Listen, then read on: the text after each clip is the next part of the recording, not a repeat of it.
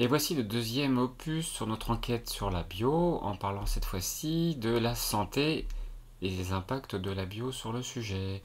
Cela fait suite à la vidéo sur le bio et la bio.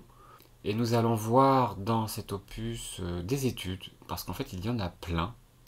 Côté alimentation, on va aborder tous ces sujets et on parlera aussi un peu des cosmétiques. Je me suis appuyé sur pas mal d'ouvrages et pas mal de sources différentes pour faire cette enquête, avec entre autres l'étude de BioNutrinet que j'avais introduite dans la première vidéo, et puis aussi tout un tas de publications, que ce soit PubMed, Nature, JAMA, etc.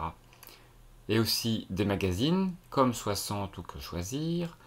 Et enfin, côté journaux, on est allé voir ce qu'ils racontaient par rapport à ce qu'ont pu sortir 60 par exemple. Un petit résumé rapide sur la première vidéo qui parlait de la différence entre la bio, c'est-à-dire celle que l'on trouve dans les petites boutiques, celle qui est la plus proche de nous et qui est la plus propre, et puis le bio des grandes surfaces. On a bien vu qu'il fallait préférer la bio, bien sûr, ce qui est le plus proche des conditions d'avant, le plus équitable aussi possible et le plus local. Et c'est même intéressant parfois au niveau prix. Donc je vous renvoie vers cette vidéo. Il y a eu aussi une vidéo sur nos artisans et producteurs locaux, où après est allé voir une quinzaine de ces artisans et producteurs. 8 sont venus échanger avec nous pour faire un retour sur tout ce qu'ils peuvent nous apporter en termes de bien-être pour notre santé, mais aussi pour la santé de notre environnement. Alors un avertissement préalable, parce que dès qu'on parle de santé, on va d'abord s'adresser à un individu, mais on va surtout parler de bien-être physique, mental et social, et ça ne consiste pas seulement en une absence de maladie ou d'infirmité. Cet état de santé d'un individu est multifactoriel, il peut être influencé par son alimentation, qu'on va aborder assez largement, mais aussi sa respiration, son sommeil, son activité physique, ses relations sociales, ses capacités de gestion des émotions, etc. Et j'insiste, chaque individu est différent, tout ça doit être individualisé bien sûr. Notons aussi que nous sommes dans un environnement global où les sources de perturbations sont multiples, ce n'était pas forcément le cas il y a quelques années, que ce soit les ondes, les pollutions générales de l'air et de l'eau, l'eau qui est tout juste potable, que ce soit les stress divers, les relations sociales qui sont devenues compliquées ou que l'on a compliquées. Alors voilà, on va surtout parler de l'alimentation, mais si on peut déjà améliorer cet axe, eh bien c'est tant mieux. Quant à cette source, bio et fausse promesse, alors effectivement, comme dit ce livre, il y a aussi des conflits d'intérêts ou des dogmes côté bio, bien sûr, il y en a partout. Il faudra faire le tri, comme sur tous les sujets. Par contre, dans ce livre, j'ai vu beaucoup d'opinions qui essayent de tourner en dérision les pros du bio, mais très peu de faits, très peu d'études, très peu de choses très concrètes pour pouvoir étayer ce qui est annoncé dans ce livre. De mon côté, par contre, je suis allé voir les études de très près, et du coup j'en ai vu un peu beaucoup, certaines je les passais un peu vite, parce que ça pourrait être un peu trop long, mais le principal c'est bien BioNutrinet, cette étude qui est en cours depuis 2014 et qui est toujours en cours. Je me suis inscrit pour pouvoir répondre au questionnaire. Elle a été coordonnée par des équipes de recherche multidisciplinaires et surtout elle a été financée exclusivement et intégralement par des institutions publiques. Donc là, il n'y a pas de conflit d'intérêt. Et voici les résultats préliminaires. Déjà, au niveau perception, la population perçoit qu'effectivement le bio est associé à un effet sur la santé pour 70% d'entre eux et aussi pour l'environnement pour 84% d'entre eux. A noter que le niveau d'éducation est plus élevé pour les consommateurs de bio. Ils sont en général physiquement plus actifs, c'est ce qui peut faire certains biais, on en reparlera, mais ils ont des niveaux de revenus comparables, contrairement à ce qu'on pourrait penser.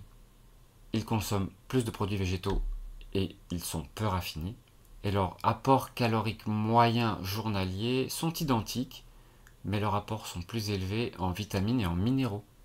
Par exemple, on va parler de 10 à 20% de plus de vitamines et minéraux. Et pas le sujet le moins important, les oméga 3, plus 20%, et les fibres 27%. Ils ont aussi une moindre probabilité d'être en surpoids ou d'être obèses, dans des chiffres aussi assez élevés. Les résultats globaux ont été publiés dans l'American Journal of Clinical Nutrition en janvier 2019 et ils ont également donné lieu à la création par Solagro d'une brochure, et j'y reviendrai, le revers de notre assiette, puisqu'on va voir quelques extraits. C'est une brochure qui est très bien faite, que vous pouvez aussi télécharger pour aller fouiller un peu plus. Par exemple, on peut voir la différence ici entre le régime des consommateurs bio et ceux en conventionnel. Donc on va comparer les deux. Donc les consommateurs de bio s'alimentent différemment. Par exemple, on peut noter ici, au niveau légumes, ils en consomment plus. Ils consomment moins de viande, globalement moins de produits laitiers. On notera aussi une consommation accrue d'huile végétale. Et ça se traduit dans l'apport en micronutriments. On voit ici base 100 l'apport nutritionnel minimum recommandé. Et on va pouvoir pointer quelques sujets comme par exemple les oméga 3, où ici on peut voir que le consommateur de bio a tendance à en consommer plus qu'en conventionnel en restant inférieur.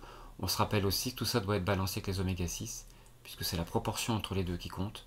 Donc globalement, on est tous dans une situation où on a trop d'oméga 6 par rapport aux oméga 3, comme on peut le voir encore sur cette figure, puisqu'on devrait être à un rapport à peu près de 3 fois moins d'oméga 6.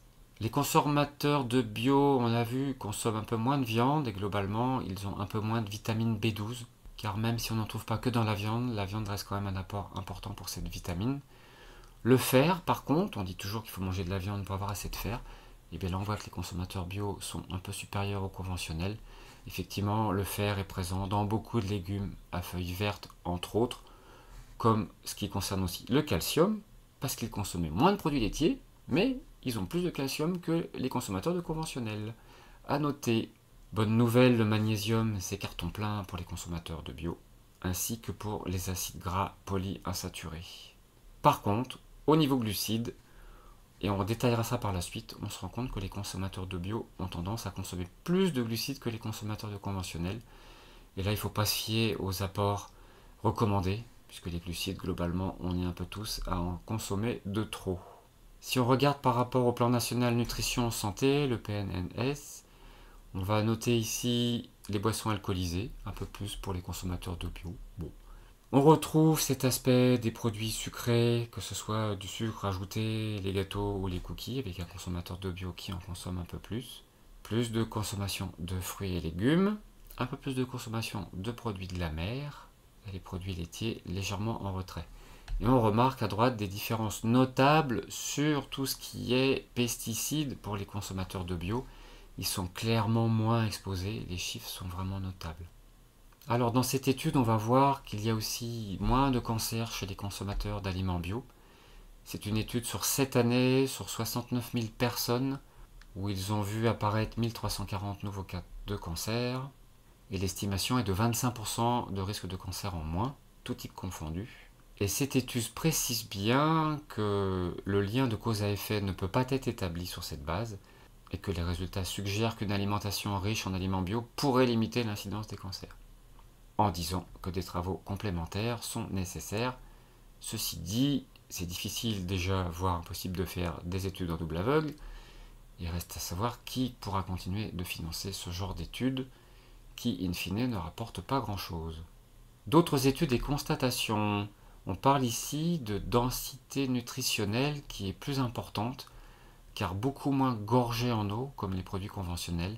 On aura bien des produits plus riches en nutriments, plus goûteux et plus aptes à rassasier.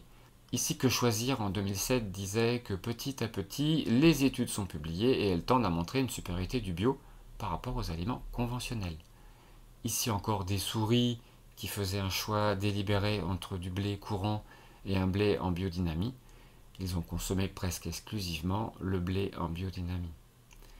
Et enfin, James Goodall, qui ne s'est pas intéressé qu'aux primates, qui a constaté les ratons laveurs qui dévastaient les champs bio et pas les autres, ou encore les oies, les vaches, les porcs qui semblent capables de détecter la présence d'un aliment à ADN modifié. Donc tout de suite, on va parler d'un des biais des études en général, c'est que les personnes qui mangent bio, on l'a vu tout à l'heure, mangent plus de légumes, ont plus d'activité physique, et en plus dans cette étude, on a constaté qu'ils mangeaient proche d'un régime méditerranéen. Et dans cette étude, on nous dit qu'il y aura pour ces gens-là 80% d'émissions de gaz à effet de serre en moins, et moins de diabète de type 2, de maladies cardiaques ou d'autres maladies chroniques, tout ça associé à une meilleure espérance de vie. Par exemple, on voit ici le régime méditerranéen qui réduit de 16% le risque de diabète, comparé au régime omnivore, tandis que le régime végétarien, lui, fait baisser ça de 41%. Et idem pour les cancers, maladies cardiovasculaires et autres causes de mortalité. On va parler maintenant plaisir gustatif. Parce que nous mangeons aussi pour le plaisir, bien sûr.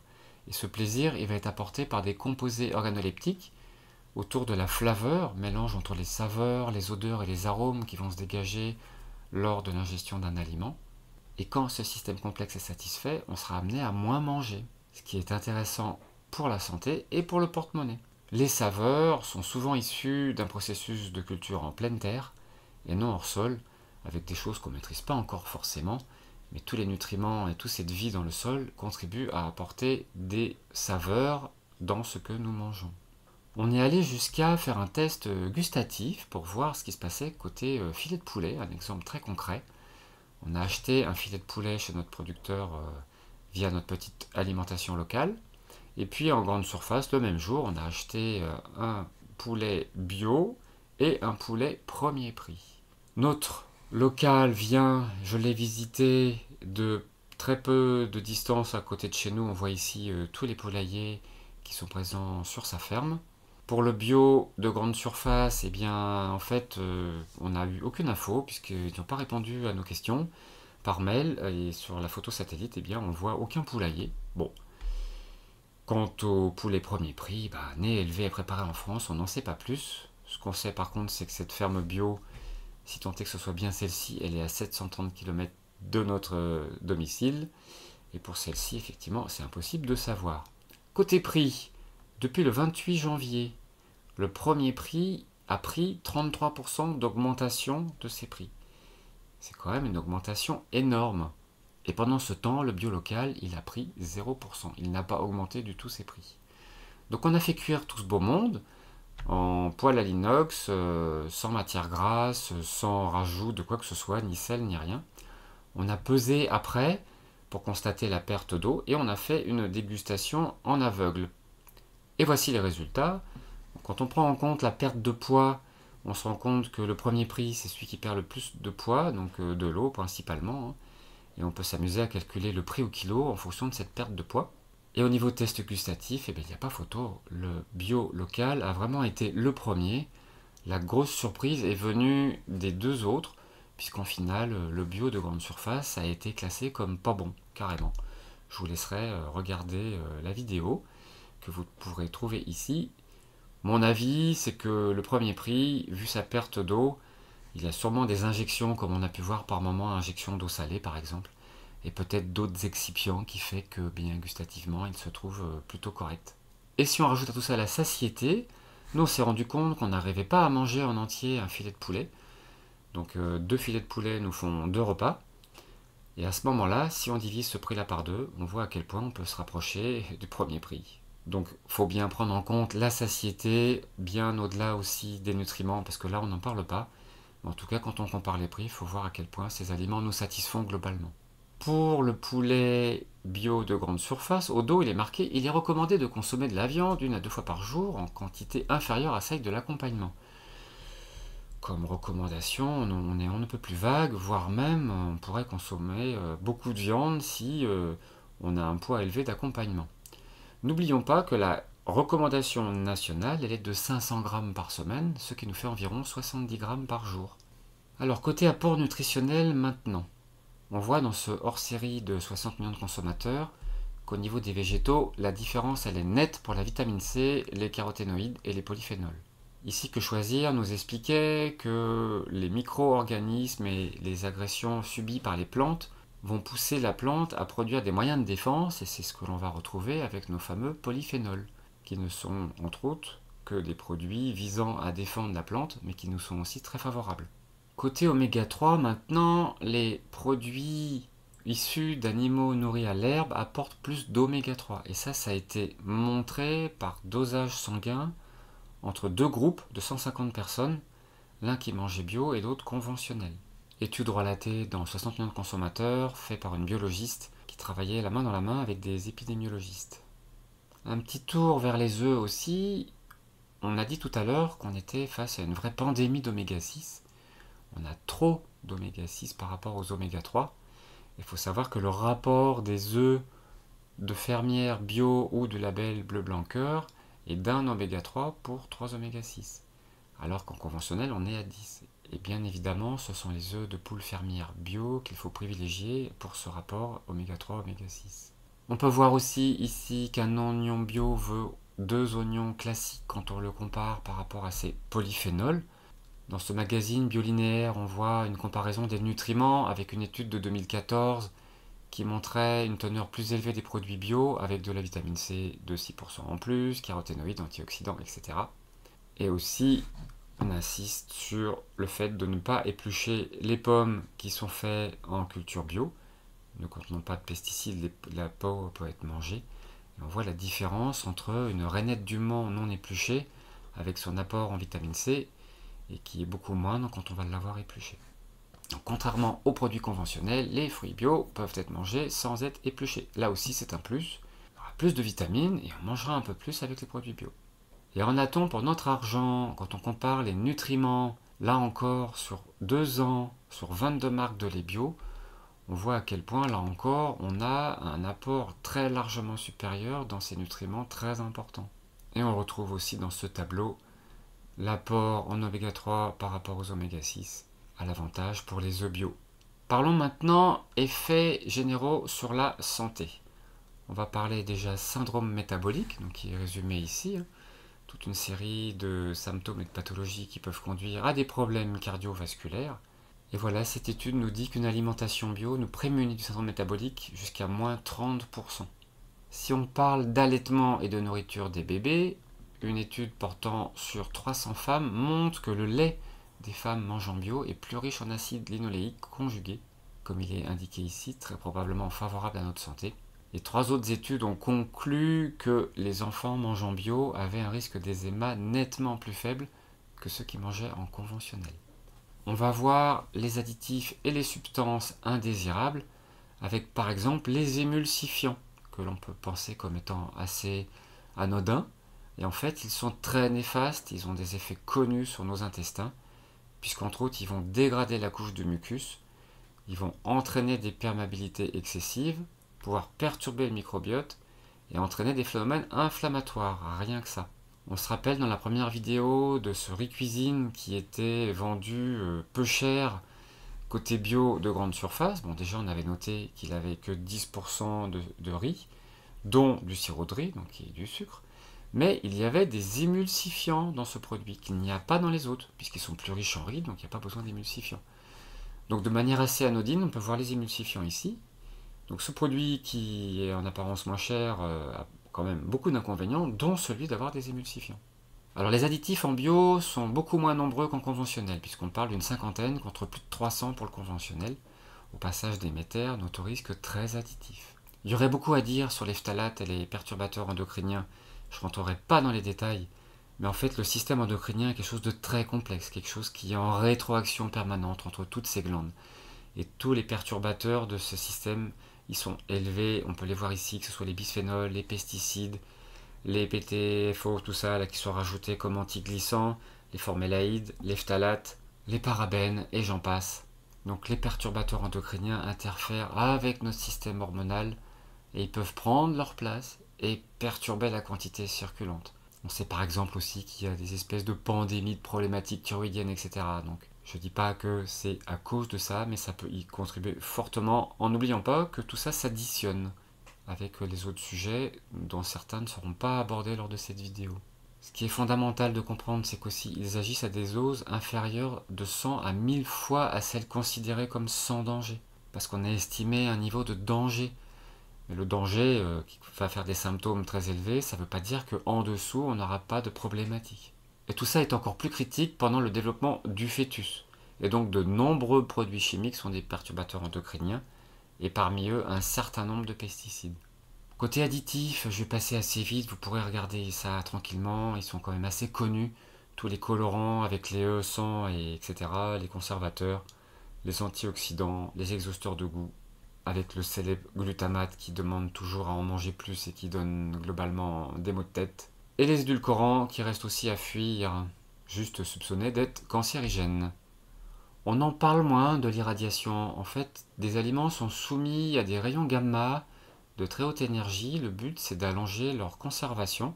La viande, les fruits, les légumes contiennent plein de micro-organismes qui font partie de l'aliment.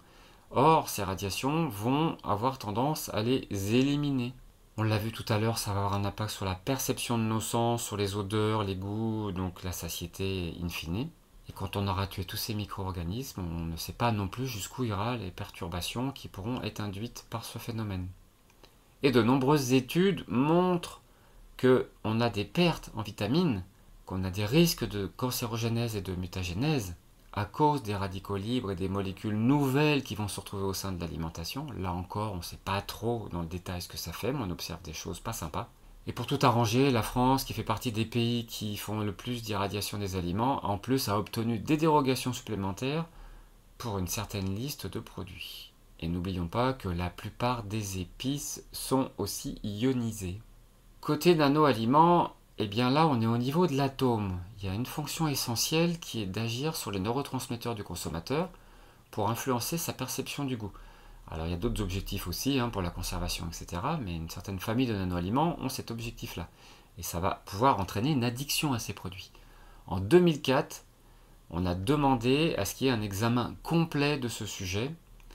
En 2008, 300 nano-aliments étaient déjà sur le marché. Et 3 seulement étaient étiquetés, et le marché global des nano-aliments s'élève à 5 milliards en 2005 et atteignait 20 milliards en 2010. Ces chiffres datent un peu, ils sont issus de ce livre. Et d'ici 2015, on pense qu'ils pourraient être utilisés à hauteur de 40% dans les aliments industriels. Donc ça reste à être mis à jour avec les réalités du moment. Mais on peut craindre le pire. En tout cas, sur ce sujet, on a l'impression qu'il ne faut pas trop en dire. Il y a très peu de choses d'étiquetées, c'est pas grave, c'est juste de la science, donc la science c'est bien, il paraît. Personnellement, méfiance. Les OGM, on n'en parle presque plus. Et pourtant, les OGM, ce qui se passe, c'est qu'on s'en sert côté pesticides, puisqu'effectivement, soit la plante, elle est conçue pour résister aux pesticides qui vont être déversés dans les champs, soit elle va être faite pour pouvoir en produire elle-même. De plus, les produits issus d'animaux ayant été nourris aux OGM échappent à l'étiquetage. Donc c'est pas cool, on ne sait pas ce que l'on mange côté animaux. Et enfin, Greenpeace se battait sur ce sujet depuis très longtemps. On a une vraie menace de la biodiversité et de la pérennité de notre agriculture. Le principe de précaution aurait dû être appliqué. Et aujourd'hui, le gouvernement français est aussi dans l'illégalité sur ce sujet, en tout cas par rapport à un arrêt de la Cour de justice de l'Union européenne de 2018. Côté alimentaire, il faut savoir qu'on peut avoir des réactions allergènes liées à ces produits. Donc ça peut des fois expliquer certaines problématiques d'allergie. On a aussi une incidence sur l'antibiorésistance, parce qu'on peut aussi utiliser des antibiotiques dans les OGM. Et les effets à long terme, du coup, on n'en a aucune idée sur la santé de l'homme. Effectivement, on peut se demander si sur ce sujet aussi on n'est pas un peu cobaye. Et on s'est retrouvé face à des disséminations incontrôlées. Ça fait bien longtemps qu'on a vu ces champs de maïs OGM à côté des champs normaux. Et bien sûr, on ne pense pas que ça a pu rester dans le champ OGM sans pouvoir être disséminé par les pollinisateurs, entre autres. Bien sûr, il y a derrière ça des gros enjeux juridiques. On est face à une appropriation du vivant avec les brevets qui s'en suivent, et ça, c'est tout simplement inadmissible. Et enfin, il y a évidemment des enjeux politiques. Bien que 81% des Français et 3/4 des Européens refusent les OGM. Côté pesticides maintenant, les fongicides qui s'attaquent aux champignons vont donc avoir une cause importante sur notre microbiote intestinal, puisqu'il est composé entre autres aussi de champignons. Tout est en équilibre, mais si on commence à tuer une partie de la population, on aura les autres qui vont pouvoir se développer en trop grand nombre.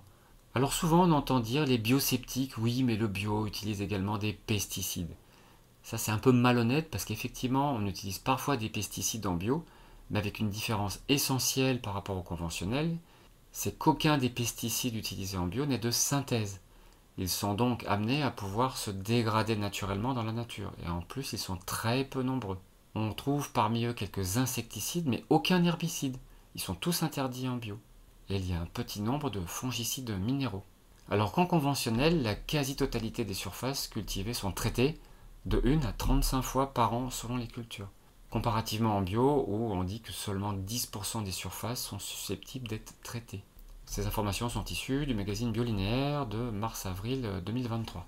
Et donc la solution en bio, c'est pas remplacer des insecticides de synthèse par des insecticides naturels, mais c'est faire en sorte que les plantes soient moins attaquées.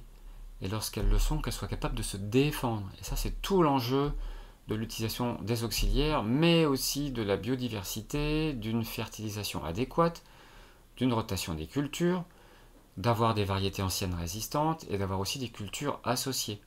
Tout un métier et un peu plus de travail, mais voilà, en bio, il n'y a pas besoin forcément de rajouter beaucoup de choses.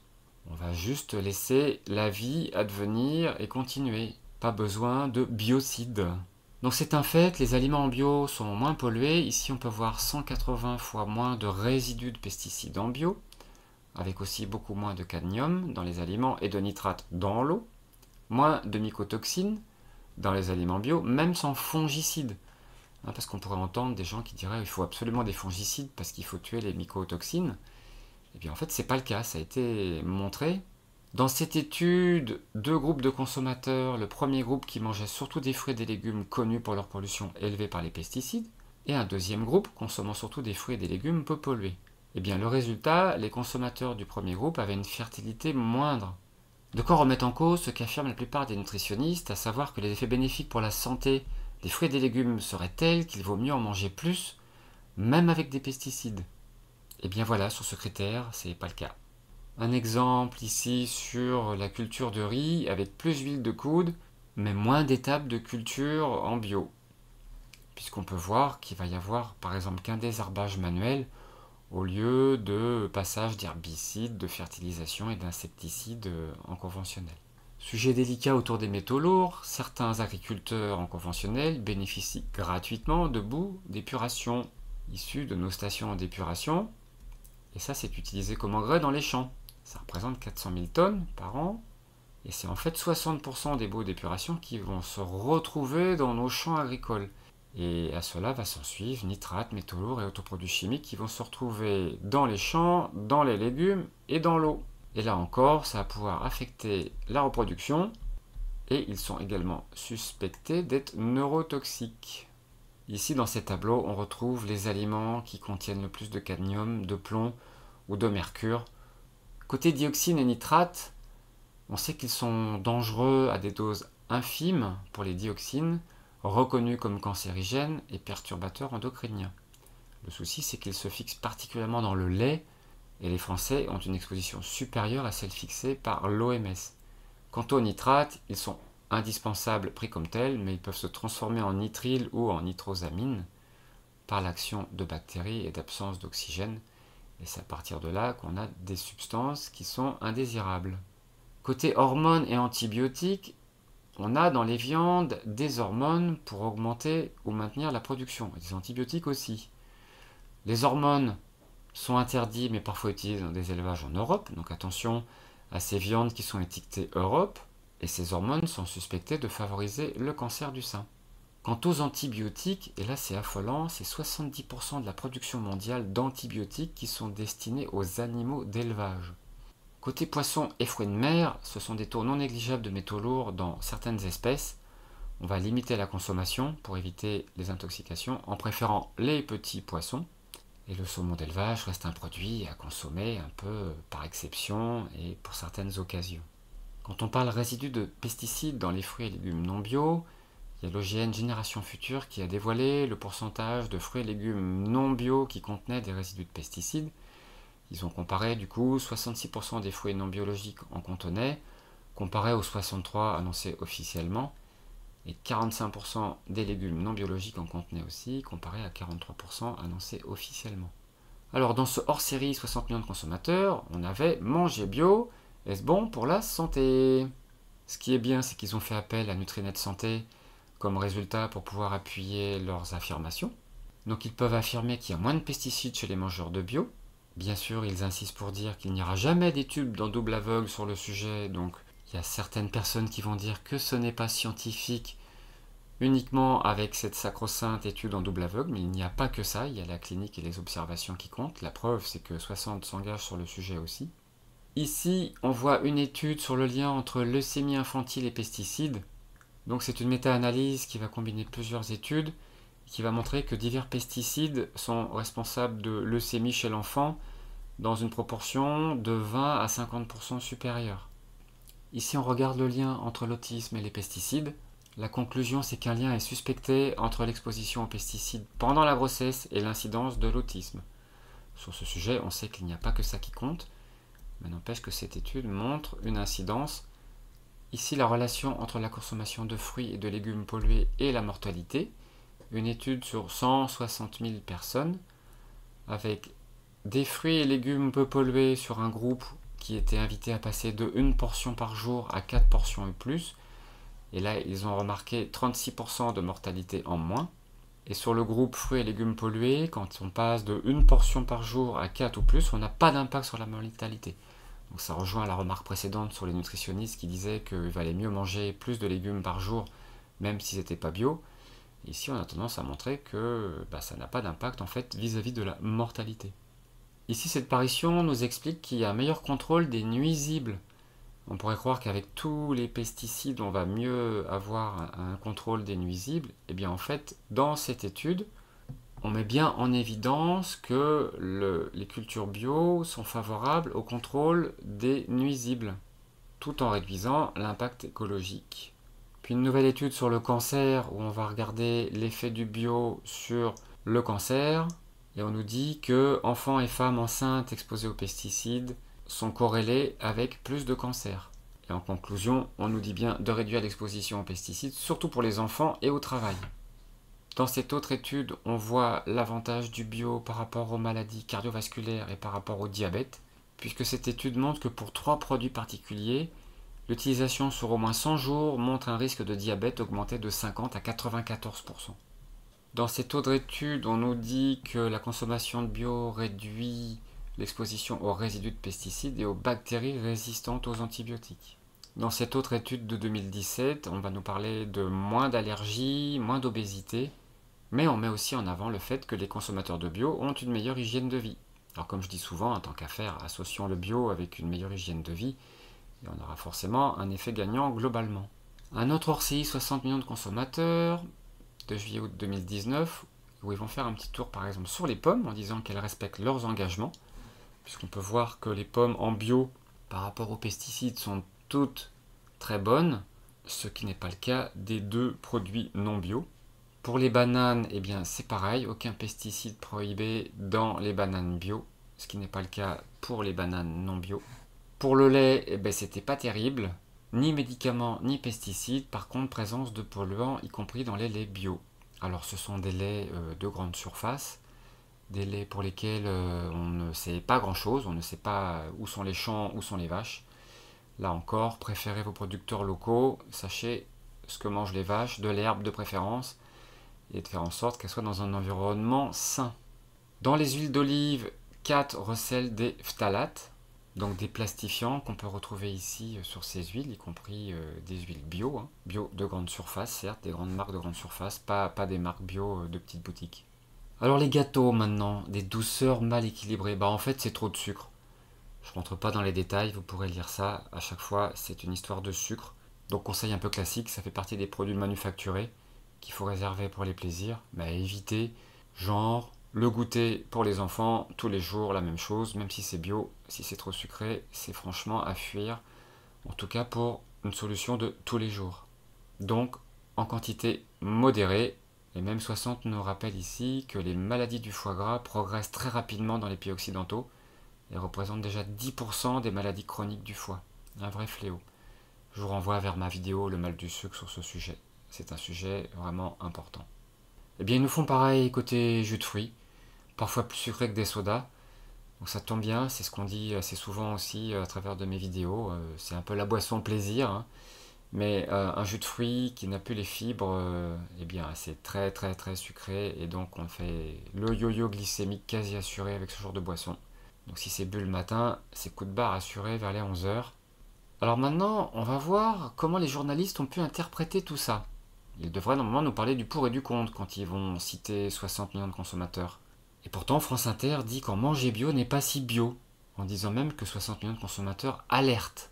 Du sensationnel, alors voilà, les gâteaux bourrés de sucre et des conditions de travail dignes de l'esclavage. Alors ça, c'est pas faux, on en a parlé dans la première vidéo. Donc bourré de sucre, c'est vrai, mais c'était un des petits sujets par rapport à ce que j'ai pu vous montrer avant, et il y en avait bien plus dans le magazine. On apprend que la viande et le lait bio comportent des perturbateurs endocriniens, effectivement, ça a été cité. Et la palme du non-sens, avec la charcuterie qui peut contenir des nitrites et des nitrates, et aussi dioxine et PCB dans le lait et les œufs. Enfin, voilà ce que retient France Inter, il n'y avait rien de positif. Donc quelqu'un qui parcourt ça, qui était un peu biosceptique, va retenir qu'en plus 660 donne l'alerte, et en voyant ces choses-là qui font peur, et ben c'est que le bio ça vaut pas le coup. C'est vraiment de la désinformation très concrètement par rapport au contenu du dossier qu'ils ont cité. Et France Info, alors du coup, ils vont nous le jouer comment? Eh bien, le bio n'est pas toujours meilleur pour la santé selon 60. C'est un peu moins alarmant, n'est pas toujours meilleur. C'est vrai, n'est pas toujours meilleur. Donc bien sûr, certains contiennent autant de polluants, de plastique, de gras ou encore de sucre, avec aussi des substances cancérogènes, des perturbateurs endocriniens. Et voilà, eux en passent une couche sur des pesticides naturels. 60 rappelle que l'agriculture bio accepte certains pesticides naturels, sans dire que ça va être biodégradable, qu'il y en a X fois moins, etc., comme j'ai pu citer avant. Donc globalement, encore de la désinformation, parce qu'il n'y a aucun pour de citer dans cet article. 60 millions de 2021, cette hors-série qui nous dit que les petits prix au niveau du riz sont presque tous contaminés. On voit les bio ici qui sont corrects, et les conventionnels qui sont quasi tous alignés côté pesticides. Et enfin l'effet cocktail dont on parle pas assez je pense, avec cette étude qui montre sur 2 groupes de souris, un avec 6 fongicides et insecticides, isolément à la dose journalière maxi autorisée, donc là on les a mélangés, durant 30 ans de vie humaine, bien ça a donné quoi? Ça a donné une prise de poids 2 fois plus importante que le groupe contrôle. Prise de poids 2 fois plus importante. Quand j'explique effectivement que la prise de poids peut des fois se trouver par rapport à une alimentation non bio ou par rapport à des sources de polluants, le processus est simple, hein, on stocke dans les cellules graisseuses tout ce qui peut ne pas être traité immédiatement. D'où une prise de poids. Si on n'a pas de période en plus de jeûne intermittent ou de pause alimentaire, eh bien, on va rarement laisser le temps à l'organisme de se dépolluer. Et d'ailleurs, attention à la détox, puisque tout ça va se remettre en circulation et ça va secouer pas mal. Et pour ces souris, on a eu aussi une perturbation au niveau du métabolisme. Ça peut paraître anodin comme ça, hein, mais avoir froid, des problèmes de thyroïde, etc., etc., le métabolisme, c'est tout l'ensemble qui régit le fonctionnement de notre corps. Donc cet effet cocktail est particulièrement nocif, et c'est aussi montré ici sur une exposition aux pesticides dans l'alimentation et l'incidence des cancers du sein après la ménopause. Les consommatrices de bio exposées à peu de molécules voient leur risque diminuer de 43%. 60, assez récent, d'il y a quelques mois, met en avant les confitures en disant que les confitures bio sont exemptes de pesticides. La comparaison entre les bio et les non bio. En sachant que plus de la moitié des produits étudiés contiennent des résidus de pesticides. Pas les bio. Côté additif, toujours 60, mais en garde sur l'effet cumul, en nous rappelant là encore tous les différents additifs autorisés mais à surveiller, dont les XXX que je vous laisserai regarder, avec aussi une petite mise en garde sur tout ce qui est acide citrique qui peut être issu de champignons cultivés sur du sucre et ne plus être issu de citron. Côté additif, le genre de produit que je pouvais acheter de temps en temps, je me disais doit être meilleur, je ne suis pas trop rentré dans les détails. On voit qu'il a un additif comparé à 2 additifs en rouge pour le cola, comme ils insistent en plus sur le côté éthique, etc. Une petite comparaison rapide sur le nombre d'additifs dans les produits manufacturés, entre les produits bio qui vont avoir entre 0 et 2 additifs comparé aux conventionnels, avec de 3 à 5 additifs. Bon, bien sûr, c'est plat préparé, hein, comme on dit souvent aussi, de temps en temps, pourquoi pas, mais ça reste des plats préparés qui doivent tenir le choc longtemps et qui donc sont composés d'aliments plutôt morts et avec peu de nutriments quand même. Alors, sommes-nous ce que nous mangeons? Un petit peu de philosophie. Comme dit ici, pour ça, il serait fondamental que nous ayons la maîtrise de notre alimentation. On dit souvent « je suis ce que je mange ». Eh bien, le sociologue Claude Fischer nous dit « l'alimentation industrielle nous pose un problème d'identité radicale. Comment savoir qui je suis, si je suis ce que je mange, mais j'ignore de quoi ce que je mange est fait ». Effectivement, beaucoup de produits viennent d'ailleurs. Ils n'ont pas d'histoire. Ce sont devenus des objets comestibles non identifiés. Un petit tour vers les huiles alimentaires. On sait que les matières grasses sont indispensables à notre santé, et aussi que notre alimentation est généralement trop pauvre en oméga 3 comparé aux oméga 6. Ces oméga 3 sont sensibles à la chaleur, ils ne doivent pas être chauffés ni pendant la fabrication, ni pendant la cuisson, ce qui est valable aussi pour tous les micronutriments. Seulement voilà, la fabrication des huiles en conventionnel, elle est dénaturée à plein de niveaux, et ça va produire une perte d'antioxydants et pourvoyeurs de substances indésirables. En fait, elles vont être triturées, elles vont être raffinées. Le conditionnement sera fait souvent en bouteilles plastiques, sous azote, donc qui va aussi interagir. Et 95% de la production française d'huile végétale est ainsi obtenue. Et si on parle maintenant de la fabrication de ces huiles en bio, eh bien on va être avec des huiles vierges, il n'y aura qu'une seule graine dedans, un seul produit. On aura une simple pression mécanique, il n'y aura pas de chauffage, généralement inférieur à 40 degrés, pas de traitement chimique, pas de raffinage, filtré sur papier buvard et la plupart du temps en bouteille de verre teintée. Et ainsi, ces huiles bio vierges de première pression à froid vont avoir beaucoup d'avantages. Elles vont garder beaucoup de flaveurs, elles vont garder l'intégralité des substances colorantes. C'est ça qui va souvent donner les antioxydants, que ce soit les polyphénols, etc. Elles vont être exemptes d'OGM, de pesticides, etc. Et aussi l'avantage, c'est qu'on a une très large gamme d'huiles spécifiques que l'on pourra trouver dans nos petites boutiques.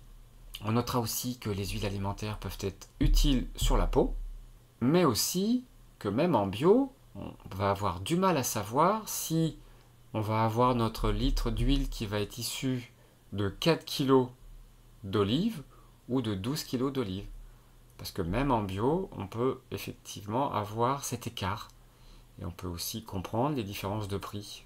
Un petit tour vers le produit préféré des Français, le pain.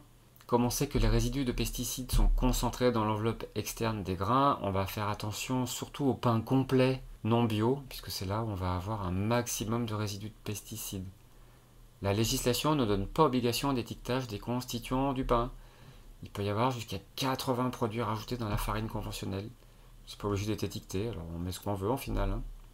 On parle 2 minutes du gluten. On sait que les sélections des semences a été fait pour les machines et pas pour nos intestins. On doit pouvoir panifier, mécaniser, aller toujours plus vite. Et avant, il y avait le levain qui diminuait l'action du gluten sur nos intestins.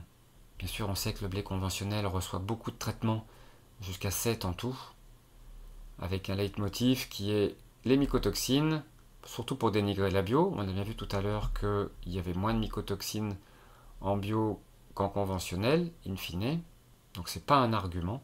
Et ces mycotoxines peuvent se développer principalement dans le stockage. C'est pour ça qu'on indique ici de privilégier les circuits courts. En tout cas, ça n'a rien de comparable avec une simple baguette.